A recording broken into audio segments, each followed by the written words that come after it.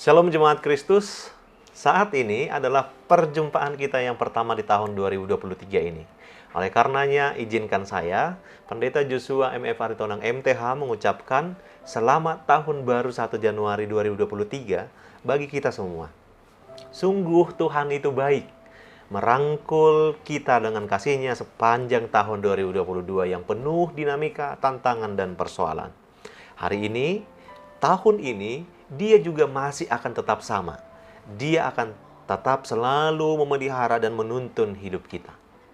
Dan tuntunannya hari ini akan kita dengarkan dalam Renungan Harian HKBP Rosot Sutoyo, Kamis 5 Januari 2023. Marilah kita berdoa.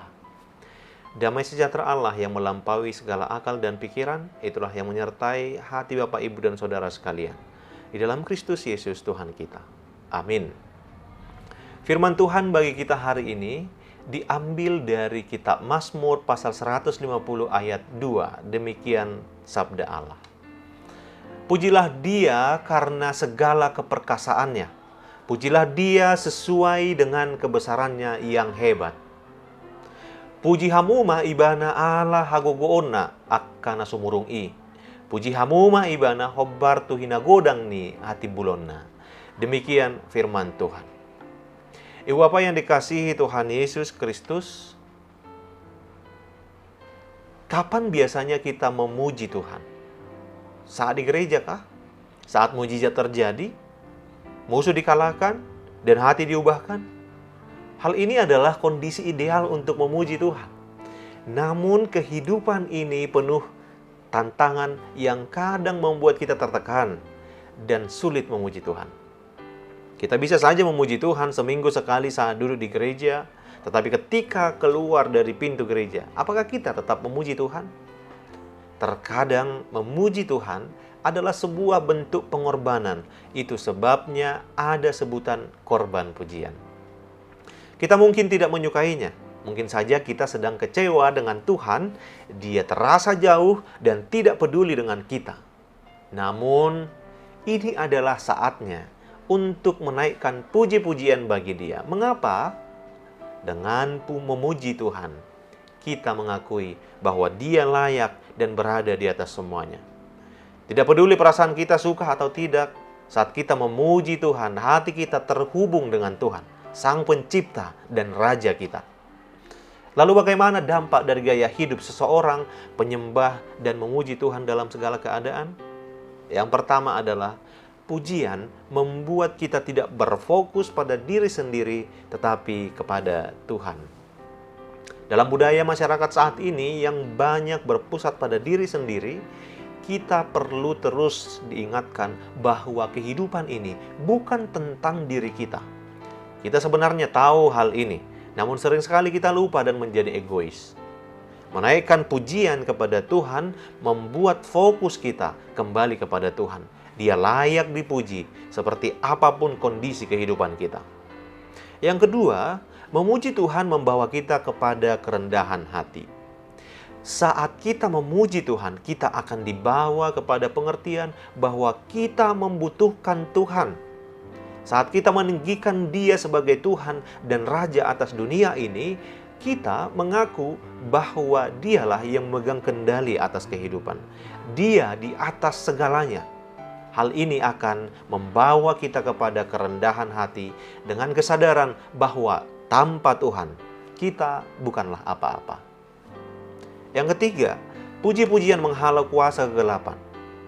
Puji-pujian membawa kuasa Allah hadir dalam kehidupan kita. Karena kita mengundang Tuhan untuk bertahta atas diri kita saat mengakui bahwa kita membutuhkan Dia dan bahwa Allah berdaulat atas kehidupan kita. Karena itulah puji-pujian menghalau kuasa kegelapan karena Allah sendiri hadir. Terang itu menghalau kegelapan. Yang keempat, pujian tidak memberi tempat bagi keluhan dan hal negatif. Kadang, bahkan dalam doa kita, masih ada keluhan yang kita ucapkan. Tuhan tahu isi hati kita dan Dia peduli kepada kita. Tetapi keluhan dan pikiran serta perkataan negatif hanya akan melemahkan kita. Namun, saat kita memuji Tuhan, pusat perhatian kita bukan lagi masalah yang sedang kita hadapi, tetapi kebesaran dan keperkasaan Tuhan. Kita akan diingatkan apa yang pernah Allah lakukan dalam hidup kita.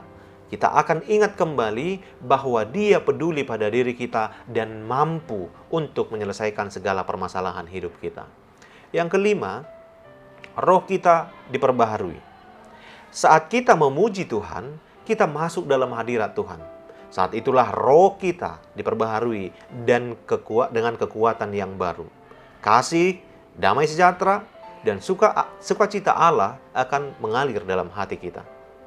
Melalui puji-pujian, bukan hanya mengubah situasi kita, namun juga mengubah hati kita. Yang keenam, membuat terobosan.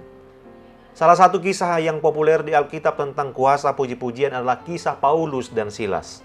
Mereka dipenjara dan dibelenggu, penuh luka dan lebah. Namun mereka tetap memuji Tuhan dengan sepenuh hati. Apa yang terjadi? Tetapi kira-kira tengah malam, Paulus dan Silas berdoa menyanyikan puji-pujian kepada Allah dan orang-orang hukuman lain mendengarkan mereka. Akan tetapi, terjadilah gempa bumi yang hebat, sehingga sendi-sendi penjara itu goyah dan seketika itu juga terbukalah semua pintu dan terlepaslah belenggu mereka semua. Kisah Para Rasul 16 ayat 25-26. Saat itu gempa bumi terjadi. Sendi-sendi penjara goyah, pintu penjara dan belenggu terbuka. Sebuah kebebasan, kemerdekaan dari keterikatan. Itulah gambaran dan kuasa pujian. Saat kondisi menekan dan sepertinya tidak ideal sama sekali, itu adalah saat yang sangat tepat untuk memuji Tuhan. Percayalah, hal itu akan membawa terobosan terjadi dalam hidup kita.